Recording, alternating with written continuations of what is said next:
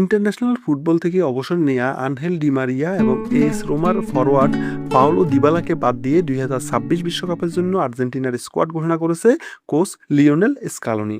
চলুন দেখে আসি কারা সুযোগ পেল এবং কেমন হলো এই স্কোয়াডটা। শুরুতেই গোলকিপিং পজিশন।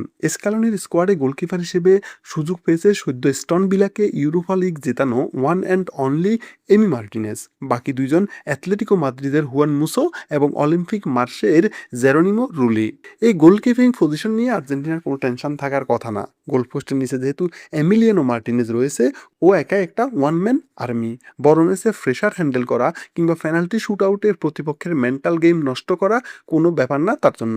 এমি মার্টিনেজ থাকা মানে টিম অর্ধেক এগিয়ে থাকা। ব্যাকআপ হিসেবে যেহেতু মার্সের রুলি এবং অ্যাথলেটিকোর হুয়ান মুসো আছেন, সো গোলকিপিং ডিপার্টমেন্ট নিয়ে কিছু বলার নেই। এটা জাস্ট 10 আউট অফ 10। ডিফেন্স কারা সুযোগ পেল? Cristian Romero from Tottenham Hotspur, Lisandro Martinez from Manchester United, Nicolas Otamendi from Benfica, Nahuel Molina from Atletico Madrid, Nicolas Tagliafico from Olympique Lyon, Gonzalo Montiel from River Plate এবং Olympique Marseille থেকে Facundo Medina ও Leonardo Balerdi. Centre back pair হিসেবে Cristian Romero এবং Lisandro Martinez, এই দুই খেপাটে ডিফেন্ডারেরই আর্জেন্টিনার first choice central back হওয়ার কথা। কুতির আগ্রাসন আর লিসান্দ্রোর টেকটিক্যাল রিডিংয়ের কম্বিনেশনটা জাস্ট ওয়ার্ল্ড ক্লাস।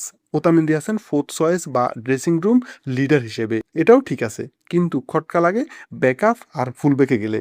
মলিনা আর তাগদিয়াফিকো হয়তো স্টার্ট করবে, যেহেতু আর কোনো অপশন নেই। কিন্তু গঞ্জালো মন্টিয়েলের সিলেকশনটা জাস্ট ইমোশন ছাড়া আর কিছুই না। ক্লাব ফুটবলে ও রীতিমতো স্ট্রাগল করছে। তবে ভালো দিক হলো মার্সেই থেকে লিওনার্দো বেলার্দি এবং ফাকুন্দো মেদিনার অন্তর্ভুক্তি। ফ্রান্সে এরা দুজনই দুর্দান্ত সিজন কাটিয়েছে। বিশেষ করে বালের্দির ম্যান প্লেইং অ্যাবিলিটি স্কালোনিকে থার্ড ম্যান ডিফেন্সে সুইচ করার একটা অপশন দিবে।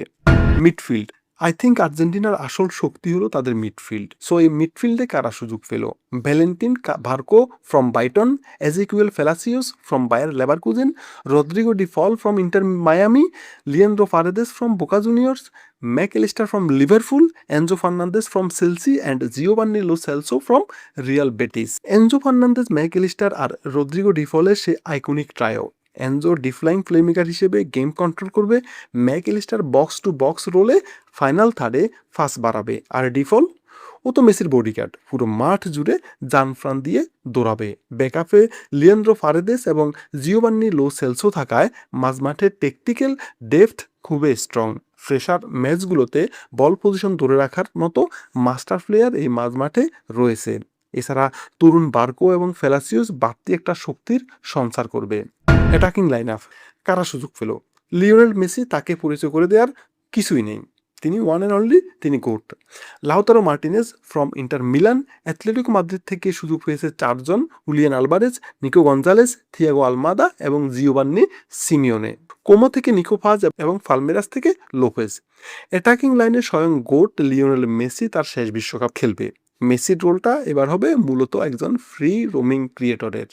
বড় বিতর্ক, এই স্কোয়াডটা বাইরে থেকে যতটা স্টাবল লাগছে, ভেতরে কিন্তু কিছু সিলেকশন নিয়ে রীতিমতো অবিচার করা হয়েছে। প্রথমে যদি আমরা বলি, পাওলো দিবালা তাকে অবশ্যই রাখা উচিত ছিল। আলেহান্দ্রো গান্নাসোর কথাও বলতে হচ্ছে, নিকো গঞ্জালেসের চেয়ে সে বেটার অপশন ছিল। হতে পারে নিকো গঞ্জালেস হয়তো ট্র্যাক ব্যাক করে ডিফেন্সে হেল্প করে, তাই তাকে রাখা হয়েছে, কিন্তু ওর কোনো এক্সপেক্টর নাই। বড় ম্যাচে যখন ডেডলক ভাঙার দরকার হবে, তখন দিবালা কিংবা গান্নাসোর মতো একজন খেফাটে উইঙ্গার বেঞ্চে থাকা খুব প্রয়োজন। আর আমরা যদি আলাদাভাবে পাওলো দিবালাকে নিয়ে বলি, এই লোকটার সাথে আর্জেন্টিনার ট্র্যাজেডি যেন শেষই হয় না। দি মারিয়া চলে যাওয়ার পর রাইট উইং বা হাফ স্পেসে মেসির ফোফার ব্যাকআপ বা পার্টনার হতে পারত দিবালা। ইতালিতে রোমার হয়ে ও বেশ ভালো ফর্মে ছিল, গোল অ্যাসিস্ট দুইটাই সে করেছিল। শুধু টেকটিক্যাল ফিট হচ্ছে না, এই অজুহাতে ওরে ড্রপ করাটা কোনোভাবে মেনে নেওয়া যায় না। এর বিপরীতে জিওভান্নি সিমিওনেকে স্কোয়াডে নেওয়াটা ফিওর ফেভারিটিজম।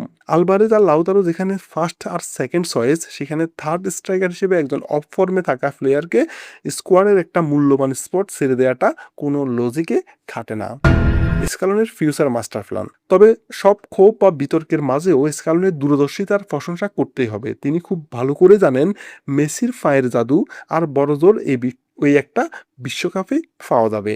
তাই তিনি এখন থেকেই পোস্ট মেসি যুগের আর্জেন্টিনার রূপরেখা তৈরি করছেন। আর এই প্ল্যানের সবচেয়ে বড় হীরা হলো নিকো পাজ। রিয়াল মাদ্রিদের একাডেমি থেকে বের হয়ে সিরিয়া আতে কোমর হয়ে ও যেভাবে মাঝমাঠে ডোমিনেট করছে, ইটস জাস্ট আনবিলিভেবল। নিকো পাজের ভীষণ টাইট স্পেসে বল কন্ট্রোল আর ক্রিয়েটিভ পাসিং সেন্স একদম টপ নচ। দিবালা বা গান্নাসোকে না রাখাটা ফ্যান হিসেবে আমাদের বুকে যতই লাগুক না কেন, ডাগ আউটে যেহেতু লিওনেল স্কালোনি নামের মাস্টার মাইন্ড আছেন, আমাদের ভরসা তাই রাখতে হচ্ছে। তবে মজার ব্যাপার হলো এই স্কোয়াড ডেপথ কিন্তু পর্তুগাল, ফ্রান্স কিংবা স্পেন লেভেলের না। ধন্যবাদ সবাইকে।